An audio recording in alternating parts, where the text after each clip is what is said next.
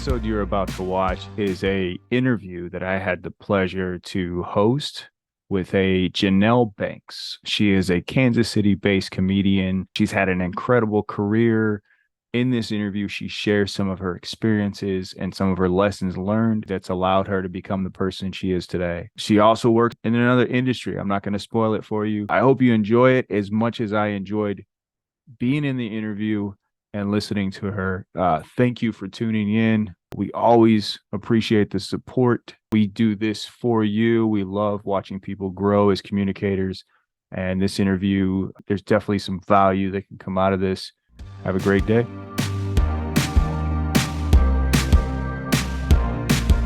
Today on our show, we have a very special guest with us. We have Janell Banks. Thank you, Janell, and good morning. Good morning. Good morning. How are you? I'm doing great now. Doing great. I know we've had our challenges trying to get together with schedules and everything, but I'm just glad you're hanging out with me this morning. I think that's really cool. I am. Yes. Yes. All right. Well, a little bit about Janell. I'm going to brag about her here. She is a known comedian based out of Kansas City, Kansas. But she's originally from Houston, Texas. Janell is a radio personality for the Comedy Power Hour, KUAW 98.5. And I actually caught one of those episodes where you interviewed Woo Woo and Miss, hopefully I don't butcher her name, Rushin. I forgot who was on that show, but I remember Woo Woo. It was a whole bunch of us from the Black Women in Laugh Comedy Festival. Yep. Yes. Yeah. But yeah, I just remember the energy. It was about an hour long, so I didn't complete it, but the energy in that episode was really cool. I think it's the excitement and the passion. So really cool. And Janell's appeared on the Michael Corler morning show. She's also featured for Rodney Perry, April Macy, Luanell, Tommy Davidson. Is it in Living Color? Yeah. Oh, that's cool, man. Chris Caton and many more. So again, thank you, Janell. Yes. And I just have to correct one small thing. I'm from Kansas City, Missouri. We get real anal about that here. We've booed people, we get violent, all kinds of things. It's only because of football, though. Only because of football. And Pangea. I don't know. But Mahomes, who represents the Kansas City Chiefs, right? He's such a calm and cool demeanor guy. So how can you hate the Chiefs? How can you hate that that football organization out there? I don't know. It's so weird because we've been losers forever, and so to finally win, I'm like, what is all the drama? Why? Like, I think every football team or franchise has its time to shine. Some of them don't ever, but I feel like it's our time. We've always been so close. Yeah. And Kelsey is on that team as well, right? Do I have that right? And all his stuff that's going on now with what's her name? Swift. Taylor Swift. Taylor Swift. Yeah. So I'm sure, I don't know if that's helping. No. Maybe it is. I don't know if it's helping the Kansas City Chiefs, but I think it's funny. Yeah. It's entertaining. It is. Yeah, it is for sure. All right. Well, we'll jump right into it. First question, usually pretty cliche, but I've got to ask is, can you talk to us a little bit about how did you get into comedy? Oh, you know how you feel like you're destined to do something, but you don't know how? Like, you want to be an astronaut, but there's not like a building that says astronaut school. So I feel like I've just always naturally been kind of like a goofy person. I come from a family of very, very funny individuals. I think all of us should have been stand-up comedians. So naturally, it's just been a habit of mine to be funny. Also, I am extremely shy, and comedy or humor is like my icebreaker or like the way I'm able to communicate. So uh I don't know. I've always been put in situations where I had to either be funny for my sorority and command a microphone or a room or host something.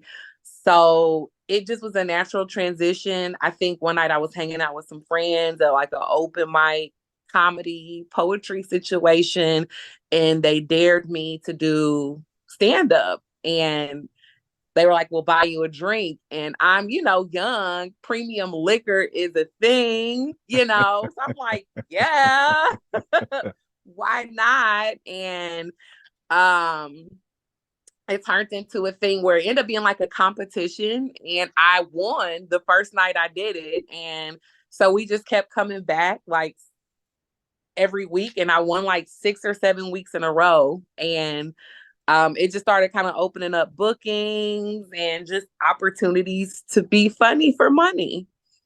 Nice. Or not Nice. money sometimes. You know how that goes. And how long ago was that when you were hitting those open Ooh, mics and things were kicking off for you or starting for you? I stopped counting. It was many, many, many years ago. Many Then I years would ago. tell my Okay. age. So long ago. So long ago, Yeah. Patti LaBelle might have had a song on the radio. I don't know. But I'm sure just because when you go through, your career experiences like that, I'm sure there's moments during that time that are very vivid today that you can think about and reminisce about those memories, right? Oh Yeah. yeah. Oh yeah. Yeah. Um, I mean, there has just been tons for a person who accidentally landed into comedy. I try not to get frustrated with lack of opportunities because of the opportunities that I have had. Amazing, like opening up for Tommy Davidson, that was something that was not planned. Um, I there was like a line wrapped around the improv, and I've worked at the improv a few times. I know the staff, so I snuck in the back door to avoid the line. And I'm thinking, no one's gonna get mad at me because they know me. Mhm. So I snuck into the back door, which is the green room, and I'm in the green room. The improv manager comes in, and they're like, "You're ready?" And I'm like, ready for what? They're like, you're going on stage. And I'm like, huh? I had no idea. And it was a night where I'm like, oh my God, I'm glad I put on makeup because and it just ended up being an awesome weekend, a great learning experience. And I've just had like a lot of great experiences opening for people or traveling. I've done comedy on a train, on a moving train, for Amtrak. And uh I mean, I'm trying to think of all these just crazy nuances that I've had, but it's been Yeah. fun. Sounds like it. And I mean, is as different as all those experiences are compared to others who are Mm. comedians, had different paths. I mean, those experiences, they shape you, right? They make Yes. you who you are today. So that's awesome. And I just kind of going back to the beginning, is this what you always wanted to do? Was there something else that you were aspiring to do, or was, you thought about it and you're like, this is it? It's just getting there, how you kind of explained it at the beginning. Ooh, I, as a kid, have always wanted to do stand-up comedian, or be a stand-up comedian. I just never, like, I think growing up in the Midwest, you just don't see like this huge opportunity to get into things. So it's always been something. I can remember being in third grade and someone telling me, dude, you're going to be on Comic View. And I do not know what I could have been doing at 9 years old or saying for someone to be like, you could be a Death Comedy Jam comic or, a BET. I'm like, what? I don't even remember what I was saying at that age. But again, humor has kind of always been the way I've communicated with people. So it's like, please don't make fun of me. Please don't tease me. Please don't bully me because I will talk about your mother. Yeah. So like, it's always something that I wanted to do. But I always wanted to be a lawyer too. So ironically, I still like work in a law firm. I work with law. But at night I got a suitcase or a duffel bag and we are going to a different city or stage to do stand up. And to be honest, I know a lot of comedians, their dream is to be a full-time comic. Um, for me, as a person who has worked on career goals and college, did the college thing and networked, and like you still want those professional goals as well. And so I love that both of my worlds kind of collide. And honestly, in the last couple of years, they've been working out very well. Thank you to Mr. Pandemic. We can kind of work from anywhere, Yeah. which kind of gives you the flexibility to move around, create content, and, not just be stuck in the office and then get home and be like, I don't want to do anything. So, I love being a stand-up comedian, but I also love working in the legal field as well. And I kind of want to continue to do both. And hopefully stand-up comedy or stand-up comedy can eventually pay for law school. That's the ultimate goal. I would have never guessed. So by day, by day, you are baptized in the legal world, and by night, Yes. you're on the stage winning hearts and minds. That is so cool. That is so It's cool. fun. And Yeah. another fun thing, I also am in theater. So you never know Yeah. where you will catch me either a stage play, a musical, a law firm, or improv or comedy. It just, you never know. And I'd imagine that, what you have become on the stage, right? Your personality, your persona, that has bled into your day life of working in, the legal industry. And it's got to give you an edge on being able to express yourself better and, kind of be that attraction in the office where everybody's like, I'm gonna go just hang out with Janell because she's so full of energy and she's funny. I mean, do you feel like that's the reality right now for you? Well, the in the daytime I'm an introvert. So um Oh, okay. I am like I'm extremely shy and introverted. So that is enough. Nobody ever believes that. A brilliant personality, but like, Interesting. don't talk to me. Interesting. Um Yeah. so in the office, I'm a little bit different. One thing I do say, and I pride myself on, is I just don't code switch. I know in corporate America, we feel like we have to be like, oh no, I Yeah. like tea and sugar in my coffee and everything's fine. But I am very much still the same girl in a corporate setting. Um, and I think that is fun to be around. I think in a corporate setting, like I just recently went to a retreat for work and I do not understand why I was sitting amongst a whole bunch of lawyers and associates. But I think my personality helped me stand out and not, I never walk into a room like, well, I'm a comedian. So that's why I crack you up. I just naturally like to crack people up and, make people feel comfortable. And then if they find out I'm a comedian on the back end and they're like, oh, it all makes sense, I love that for them. I love Yeah. being able to be like, oh my God, she's a cross dresser. I love that.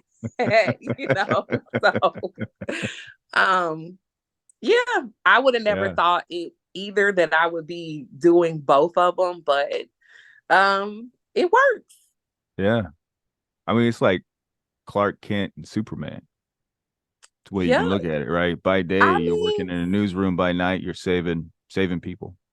Yeah. yes, I mean, that's the way to look at it. absolutely. That is I awesome. mean, And I think it was March that I saw you perform at the Stir Crazy Comedy Club in Glendale. I think that's when we first met. And yes. I don't remember your set. I don't remember your material. I just remember you coming out and almost immediately being able to connect with that crowd, which is super important in comedy. And I thought that was so cool. I was like, I gotta go introduce myself. Maybe she'd be okay with me getting a picture. But yeah, I just since then I'm like, there's got to be a way where I can get her on the show. Yeah, because again, that your ability to connect, which is like to me the number one ingredient in comedy is being able to connect with people because then they get the buy-in about your material and then just from there it's just it's uphill. hmm Yeah. But I'm an empath, so I try to connect to my fellow empaths. Awesome. Awesome. It, you know, you kind of touched on it a little bit, but with comedy, with that skill set you have, which I consider it a skill in your social life with your friends and Mhm. family, even coworkers, has it helped you be a better communicator and better with people?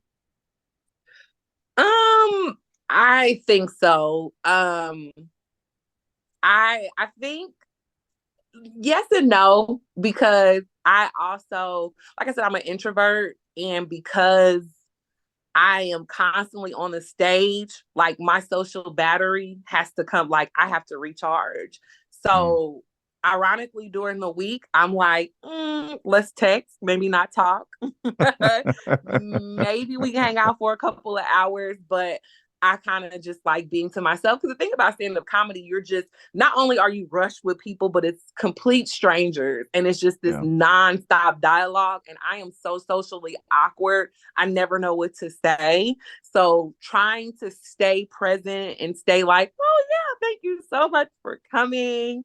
I I'm it just, you're like, it's like you're almost a robot, but you have to be like a very present robot and cognizant of everything that's going on. So I will say that I am not the friend that wants to hang out all the time. I Mm. am not the friend to invite to things, because 9 times out of 10, I have a gig, or if I didn't have a gig, I'm going to get called into a gig. So, like, whatever plans we were making might get canceled. So, and I hate to let people down because I am a Libra. And so, uh, I will say I feel like my friendships, the older I get, kind of just dwindle out. And then I don't like feeling like I have to constantly ask people, can you come to a show? Can you be at a show? Because I mean, I just feel like that's expected in our friendships. And I don't like doing that. So I am on the social spectrum a little, like I'm at a like 4. But when you are around me, I am fun. I am people, when we do hang out, they're like, oh my God, you're so fun. I'm spontaneous. I love to talk to people. If we go out, like I'm Mm. engaging with the staff, I'm engaging with the baby at the table, and I just am one of those people, hey, let's go buy plants. Let's go do these things that make us feel good. And then I'm not going to talk to you for 14 days. And I hope you're okay with that. So I Yeah. find my balance, super social and then not. Yeah. No, I get it. I get it. I'm kind of the same way. There's only so much I can do, put up with. Mm-hmm. But I Mm-hmm. know how important it is to be around people. It's healthy for you that in person, right? Right. Especially after COVID, right? We're all encapsulated in our homes, and but it's Mm-hmm. so important to be around people. But I hear you. There's only so much I can take, and then I love that analogy about the batteries being charged. Like I'm Oh done. yeah. Yeah, I'll see you Yeah. later.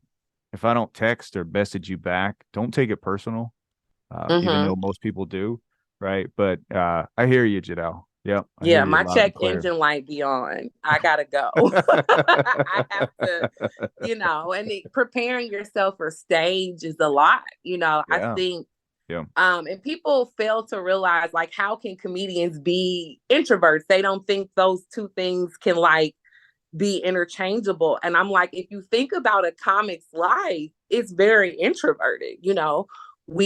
We're in a green room, we're isolated from the crowd and the mhm, people. We go out on stage, the stage is separated. I mean, we're not like, I mean, depending on the dynamic of the venue, but you're still separated. It's like you're almost in a glass box telling these jokes, right? And then you go back into a green room. You might interact with people for a little bit, and then you're pushed back off into this green room. Then yeah, you're pushed back into a hotel where you sit by yourself until you go back out on stage again, or you go yeah, home and sit until you go back on stage again. So it allows for you to be very by yourself, or yeah. so it's easy to kind of be like, no, no people today.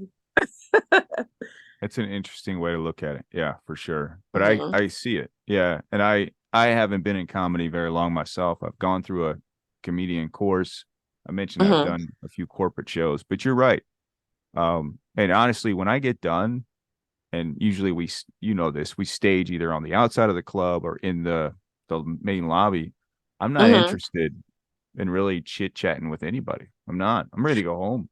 Yeah, I'm Yeah, ready to you're go home. because So yeah, it's it's one of those jobs where like if I have a 7 o'clock and a 9:30 show, yeah, I mean, I've started mentally prepping and getting ready at like 4 o'clock, right? And so then by the time you're done with that 9:30 show, it's midnight. And you're like, it's I past your melt. bedtime. Yeah, Yeah, I yeah, melt at about 9, y'all. Like, so yeah, it can be very it drains you because it's just nonstop like yeah. communication. It's like you're a typewriter. Yeah. Man, yeah, that hits pretty hard. I get it. I get it. All right, so I've got it because we're technology based. Got to ask this Mm-hmm. question. Mm-hmm. How is technology helping you today get your name out there as a comedian, get you gigs, whether it's, Chat GPT, which everybody's heard of that, the new AI tool, and social Mm-hmm. media, which I know you're on. But how is that really helping you, uh, yeah, get your name out there and get more known? Or is it? Are you using it today? Good question. I don't want to say I'm horrible at social media. Um I get in my head a lot. I am a woman. I am a black woman.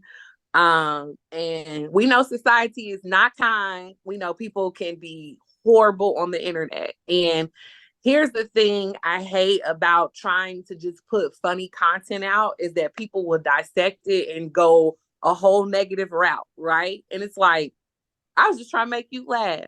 Why are you Yeah. talking about my back fat? That was uncalled for, you know? So um I tried to use social media and I'm trying to get better. And every week I'll get better for 3 days and then I'm like, nope, gotta go. So I will say yes, it does. It's very helpful for me to connect with people and get out there, stay in touch with comedians um, that I don't necessarily get to see a lot.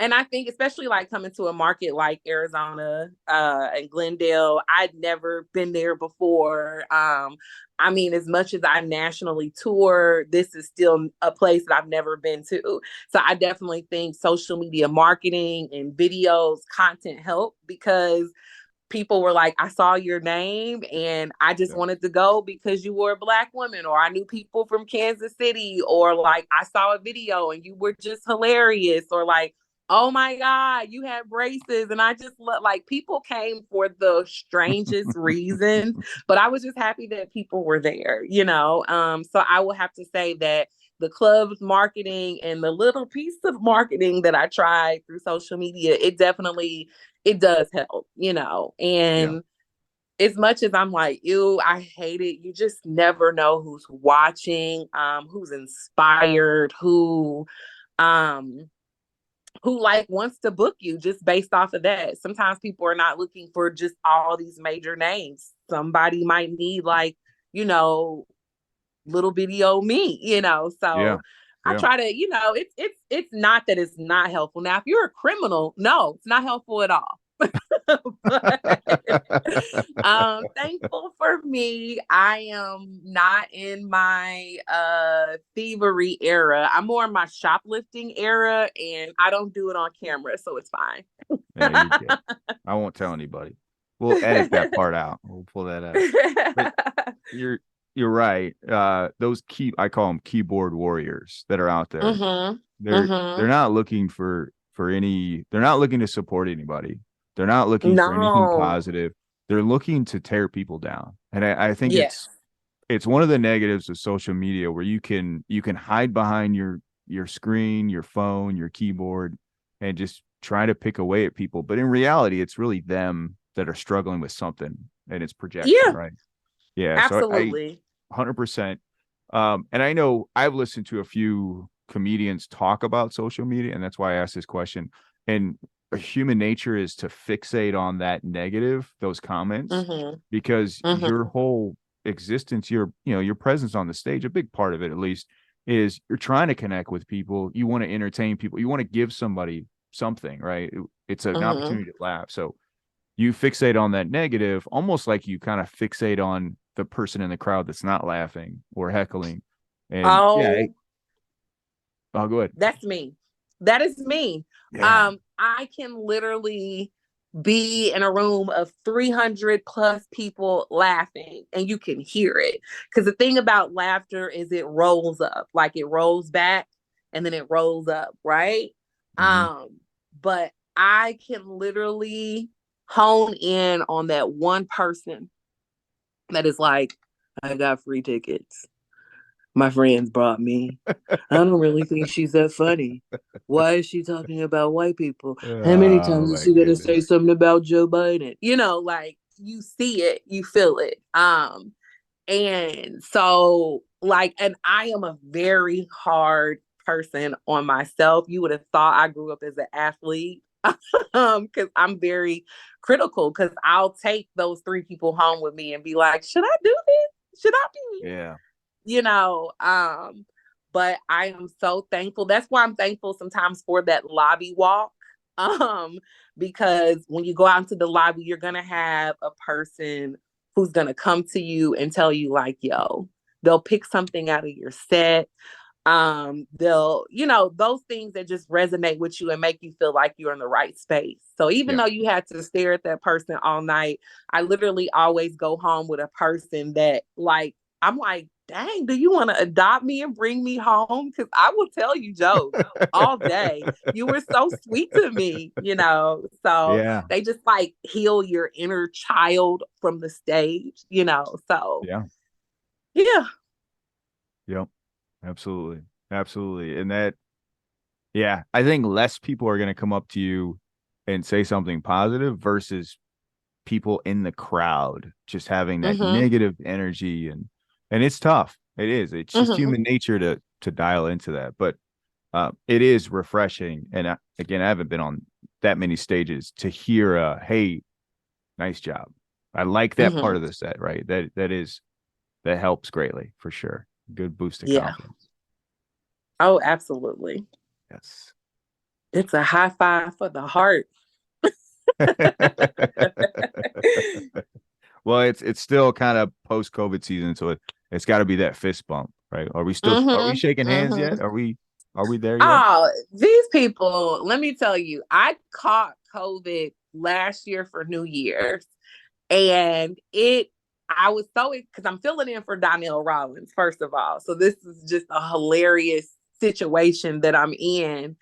And when I say people were rushing and like physically hugging me and kissing me, and I'm like, oh, COVID is not, oh God. And then literally 2 days later, I tested positive. Oh So my goodness. I'm like, Oh, yeah, people, no, I don't think that people ever stop because even when we were wearing masks in the club, people would be like, oh my God, take your mask down so you can take a picture with me. Oh my God, take your mask off so like we can. And I'm like, what was the purpose of the mask? And I try not to be like an ass about it because I know yeah. people are gonna be like, and this is we're in our Google review era, and I don't want people to just be like, oh, she was just anti anything, and so I try to be like, okay, fine. But I've learned to boost my immune system. Comedians, if y'all are listening, these are the three things that you should have in your pack, regardless Let of the me write year. this down. Yes, oil of oregano. You can throw it in water, any beverage you drink. It tastes like the strongest pasta sauce in the world, but it literally sucks whatever is going on in you out. I try to take it before and after shows or big shows because again, I like to be good year round. Um, I believe all of us should just carry hand sanitizer. Carry hand Yep. sanitizer. It's cute. It's just fun. we do a lot of handshaking. People literally do not wash their hands or wipe, yeah. So hand sanitizer. And I believe it's okay to have mic covers. If you want a mic cover, have mic covers. If y'all need mic covers, I will send you mic covers. Okay. If you feel more comfortable with that, yes, because one thing is people be spitting in the mic, holding the mic, doing Yeah, whatever they want to with the they're mic. right there. Yeah. Yeah, and then some of them never, ever, ever get clean. Like, because you're supposed to clean mics, and they never, ever get clean. And this is a surface that is constantly touched and never sanitized. And so another reason to have hand sanitizer. Another reason if you want to have mic covers, because even if a mic cover kind of defeats the purpose if you're touching the mic, but a lot of Mhm. people touch it to their face, and I'm big Yeah. on skincare. So don't do it. Uh, mic covers, oil of oregano, just having some type of zinc or vitamin, period, to have on hand, just to keep throughout the year to regulate your body to, so you're not constantly getting sick. Because you can get sick in the summer. It doesn't matter. Germs are germs, and the Mhm. germs are much tougher now. I hate to sound like that old lady, but Yeah. they are. So, You actually, I don't know if you ruined it for me, but I do open mics almost every week. And as you know, it's like 20, 30 people mm-hmm. potentially hitting that open mic, depending on the venue. And yeah, Yeah. that's 20, 30 people breathing into the mic, holding the mic, like you said, to their face. So now you got that Mm-hmm. image in my mind. So maybe I do need to do some type of mic cover, something, Just or to be like, keep I don't need a keep us mic. all safe. Yeah, Yeah. comics, we all one thing about comedy is we're gonna always push even when we don't feel good. I have watched comics be rushed to the hospital. I push myself. Like, I can literally call into my day job and be like, I cannot move. But when it comes to getting on Nice stage, show. we don't call out. Yeah. And so we're constantly pushing ourselves, where then you work in a club of people who may be pushing themselves to work as Yeah. waitresses or staff or whatever. So, and then people who go out to clubs who are like, I'm not sick, I'm fine, and then boom, you in a germ city. So I Yeah. always, are immune. Like I tell people all the time, and this is another reason why I kind of isolate, especially since the pandemic. I always want to be healthy for my shows. So if I have to quarantine myself or isolate for a few days so that I'm ready for Thursday, Friday, Sunday, or Saturday, Sunday, then I'm sorry. That's also my money, my bread and my butter. So Yeah. yeah. Well, pushing through sickness and Mm-hmm. just feeling crummy, that to me is that's the love for the craft of comedy, right? You don't Oh have yeah. to do it, right? Oh But yeah, yeah. that's that passion, that's that fire. So that's awesome. Mm-hmm. That is awesome. Mm-hmm.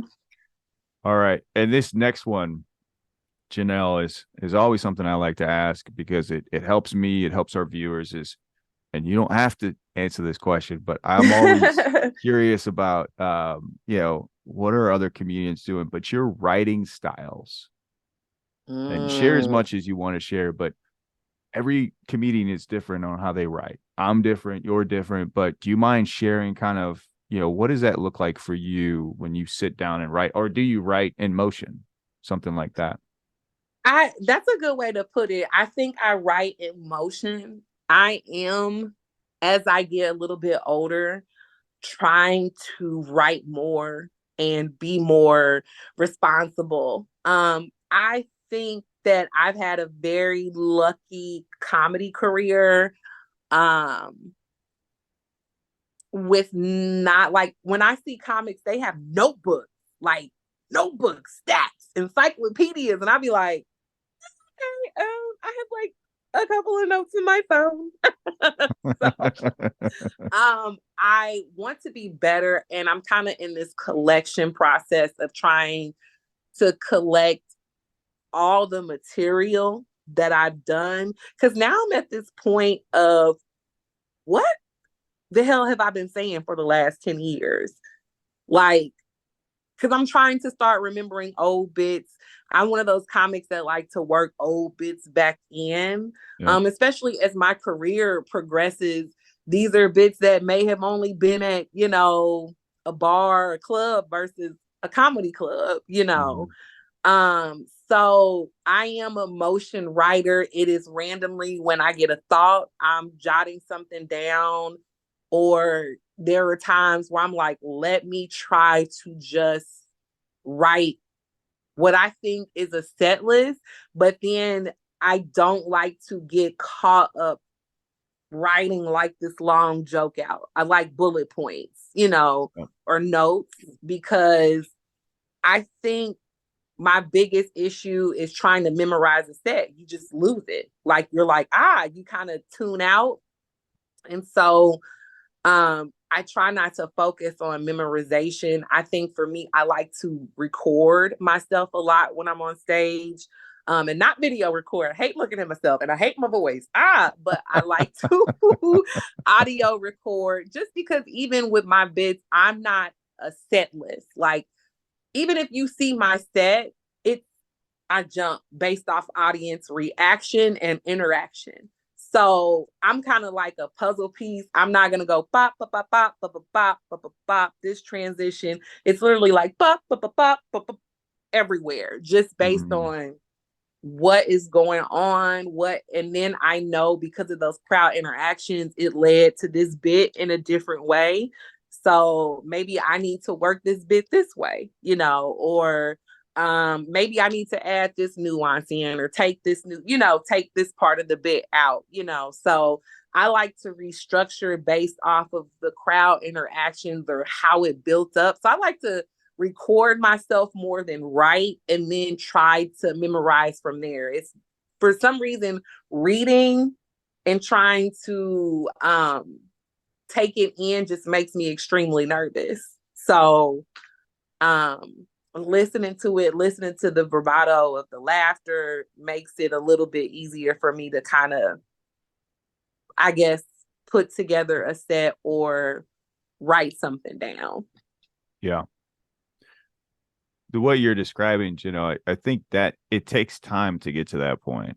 I think a lot of the Mm-hmm. young comedians, again, myself included, is our natural strategy or approach initially is to write it out verbatim what we're Mm-hmm. going to say, and then Mm-hmm. rehearse, and then look at that 3x5 card and rehearse some more. And recording, I love that. I do the same thing, Mm-hmm. but it does, you are, I think, holding yourself back. And then if you're on stage, you're performing, and it's exactly that.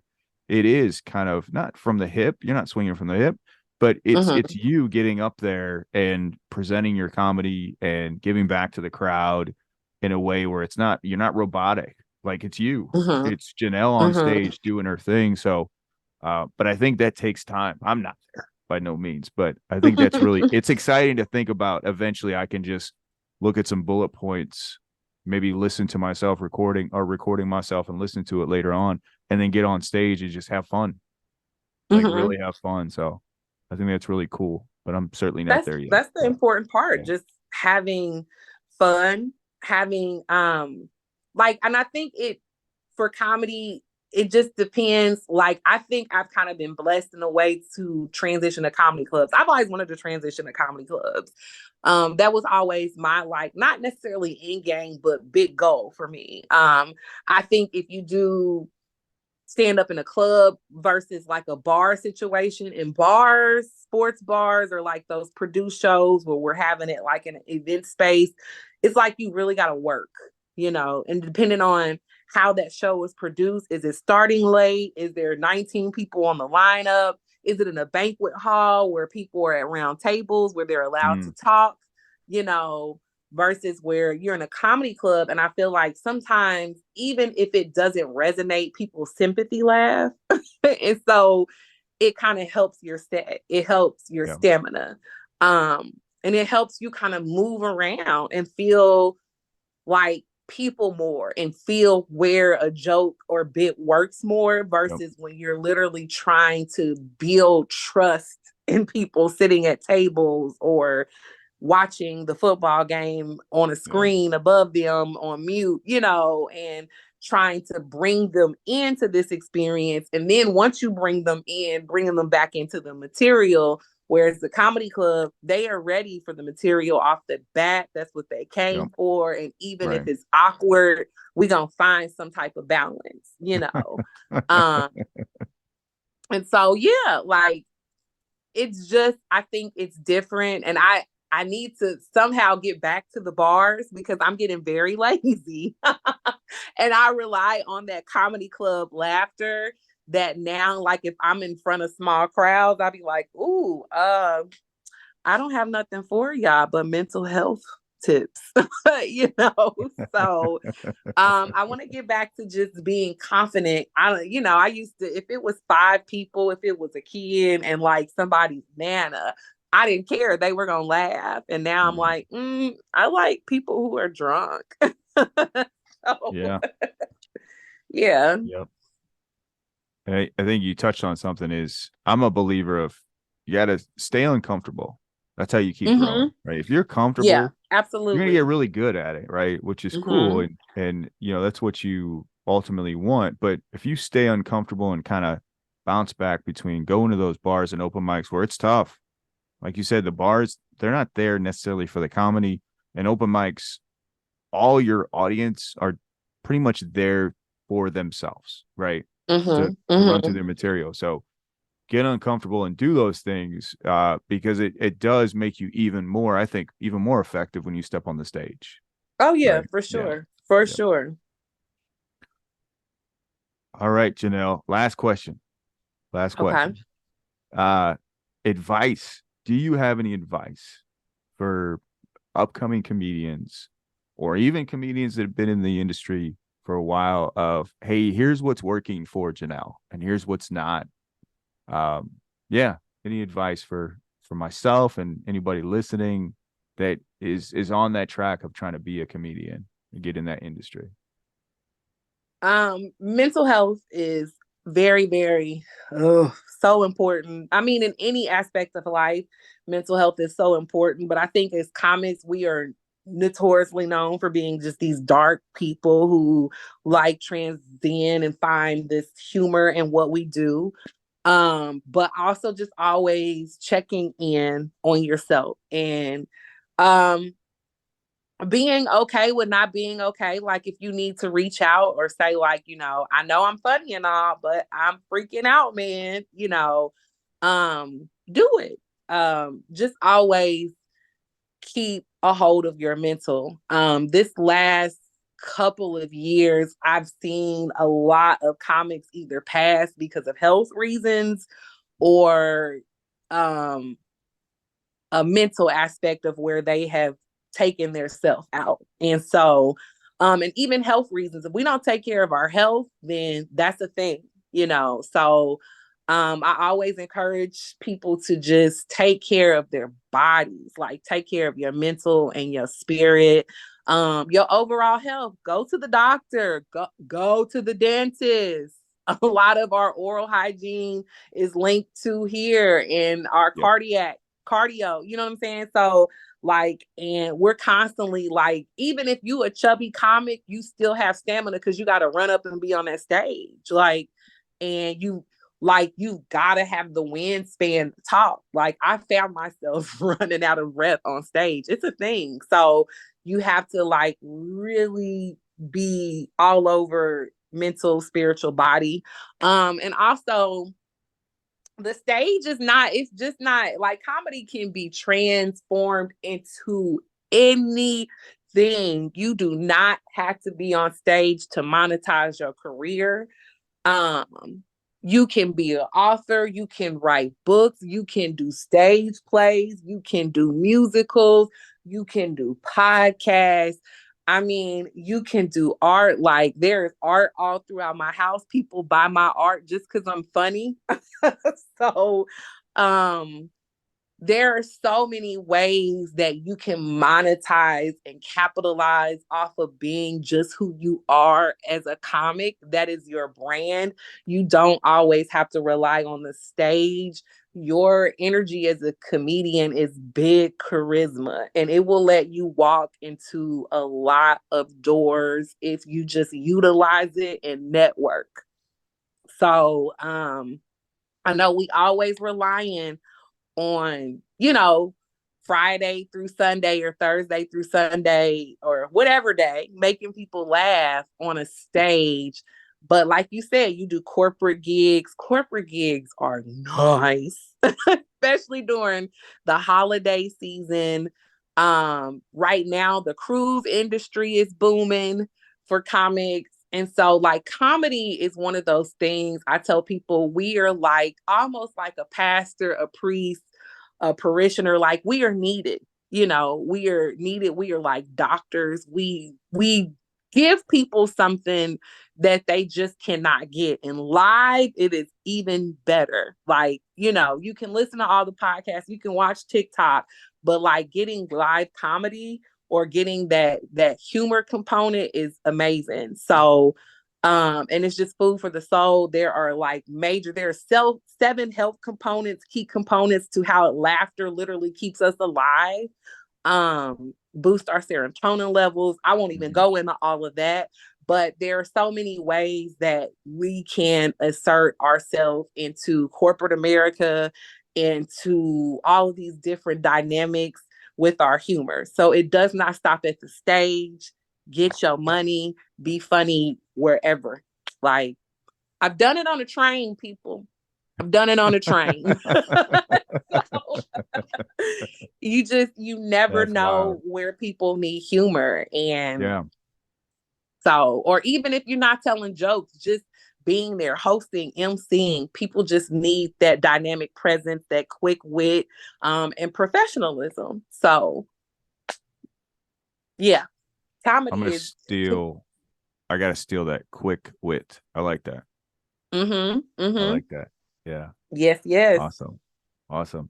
Well, Janelle, great advice. And mental health, you nailed it. That is super important. Usually the last thing that we Mm-hmm. think needs to be addressed. But if you're not right up here, everything else, Mm-hmm. right, is gonna fall Yeah. apart. So And if really you appreciate if that. you're not right anyplace else, like if you haven't pooped in a couple of days, you might not be able to get through that set. I mean, some people probably thrive off of that, but I'm just saying, like, drink water, hydrate yourself, Hydration. like Yeah. eat some vegetables. I've been doing ice baths lately, and Oh, whole nice. game Very changer. nice. Like, Yeah. yes, so like something, it's just a lot of things. I'm a very much a holistic person.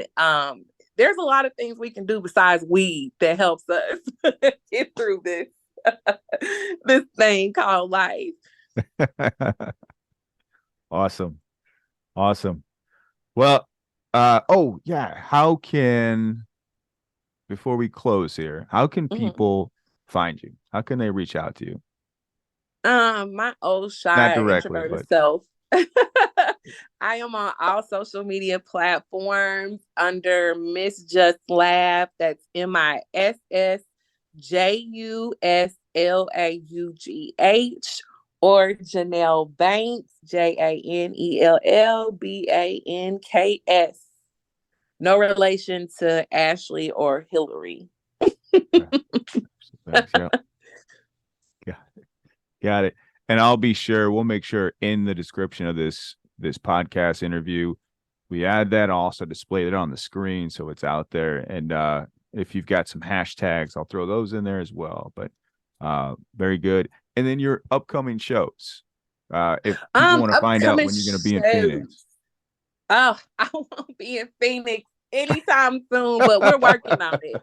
We are working on it. I met some cool people there. A lot of my friends have migrated to Phoenix. Ironically, Oh, I really? posted last night or the night before. I was like, I want to relocate to Phoenix. I want to relocate to Phoenix. So you might see me. I don't know. That's in one of my manifestations because I cannot do another winter of snow. Like, I just don't. Gotcha.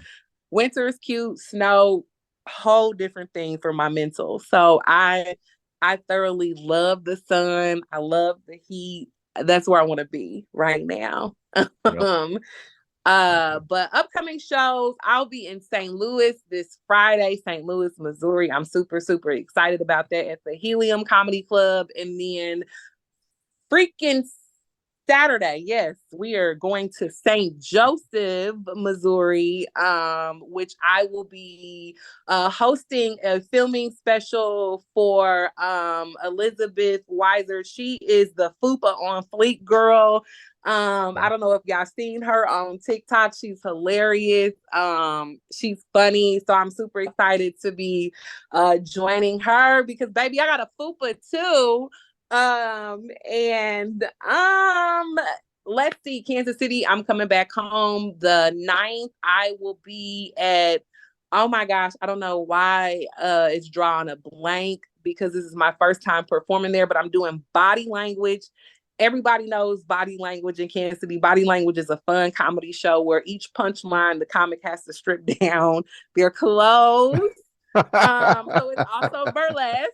And I'm super, super, super excited about that. It's That's at the Emerald. crazy. The Emerald. So if y'all are familiar with West Bottoms and the Emerald, come see me shake these tatas while you laugh.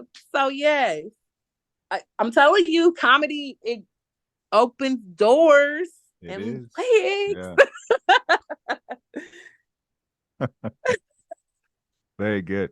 Well, I'll be sure I'll include that as well. I'll go through the Okay. recording, capture all those locations and put those up on the screen so people have a good visual. And man, I gotta tell you, Janelle, it's been a pleasure. I really appreciate you Thank taking the you. time to hang out with me. Thank you. And good My luck with your pleasure. shows. Yeah. This Friday, Thank you. this Saturday. We're gonna close out. My name is Tim Stevens. Thank you for watching and have a great day. Bye.